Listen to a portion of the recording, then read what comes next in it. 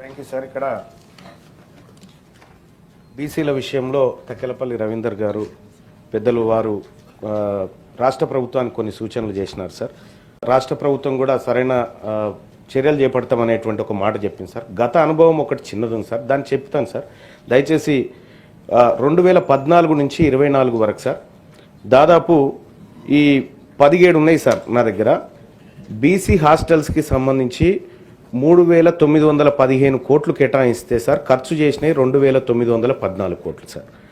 ఇట్లా చెప్పుకుంటూ పోతే ఎంబీసీ కులాలకు 35 కులాల కార్పొరేషన్ 2017లో ఏర్పాటు చేస్తే 3,850 కోట్లు కేటాయించి 19 కోట్లు ఖర్చు పెట్టినారు సార్ గతంలో.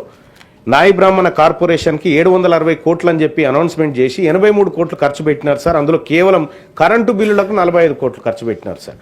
అలాగే వడ్డెర కార్పొరేషన్కు 70 కోట్లు అని చెప్పి పెట్టినారు సార్. కేవలం 17 కోట్ల రూపాయలు ఖర్చు పెట్టినారు సార్. గతంలో జరిగిన అనుభవం సార్ మాకు.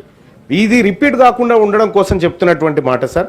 సగర కార్పొరేషన్కు 33 కోట్ల 84 లక్షలని పెడితే కేవలం 4 కోట్లు ఖర్చు పెట్టారు సార్. కేవలం జీతభత్యాలకే సార్. ఇది కేవలం ఏది నామకే వాస్తే కార్పొరేషన్లు ఏర్పాటు చేయడం, దానికి నిధులు లేకపోవడం, విధులు లేకపోవడం, దానికి ఒక అటెండరు, ఒక డ్రైవరు, ఒక కారు, ఇంతకే తప్ప కానీ దాని ద్వారా ఏం ఫలితాలు సాధిస్తున్నాం అనేటువంటిది ఇప్పటి వరకు రివ్యూ కూడా జరగలేదు సార్.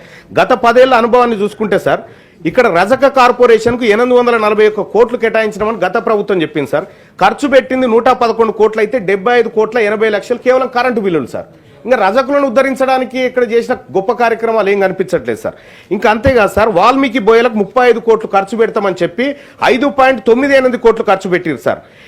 ఇక గౌడ కార్పొరేషన్కు 186 కోట్లు ఖర్చు పెడతామని గతంలో చెప్తే కేవలం 18 కోట్లు ఖర్చు పెట్టారు సార్. ఈ రకంగా సార్ పోయిన గవర్నమెంట్లో అదే అన్యాయం జరిగింది సార్. ఈసారి ఉన్నటువంటి కాంగ్రెస్ పార్టీ ప్రభుత్వం దయచేసి 14 to 24 డేటా చెప్తున్నా, అంతకంటే ముందు ఇంకా ఆయన తగ్గతి లేదు. అయితే ఇప్పుడున్నటువంటి ప్రభుత్వానికి నేను చేసేటువంటి సూచన ఏంటంటే సార్, ఏదైనా చెప్తే చేయండి సార్. కేవలం కాగితాలకు పరిమితం అయితే దానివల్ల మా బీసీలకు వచ్చే ప్రయోజనం లేదు. కేవలం ఈ సభలో చర్చించుకోవడానికి తప్ప దేనికి పనికి రాకుండా ఉంటుంది. ఓ స్పష్టత ఉండాలి, ఓ టైం బాండ్ ఉండాలి. మేము ఈ బడ్జెట్లో దీనికోసం ఇంత ఖర్చు చేయబోతా ఉన్నామంటే అంత ఖర్చు చేసి తీరాలి సార్. ఇక్కడ అంకెలు వేరే ఉంటాయి, అమలు వేరే విధంగా ఉంటుంది సార్. దయచేసి రాష్ట్ర ప్రభుత్వానికి నేను రిక్వెస్ట్ చేస్తా ఉన్నా సార్, ఒక నిర్దిష్టమైనటువంటి ప్రణాళిక మీ దగ్గర ఉందా? ఇంత కేటాయింపు జరిగితే ఇంత ఖర్చు చేయబోతున్నా, ఖర్చు చేయకపోతే ఈ నిధులను వచ్చేసారికి బదలాయించేటువంటి సప్లాన్ విధానం ఏమన్నా మీ దగ్గర ఉందా? దయచేసి ప్రభుత్వాన్ని తమ ద్వారా అడుగుతా ఉన్నాను సార్.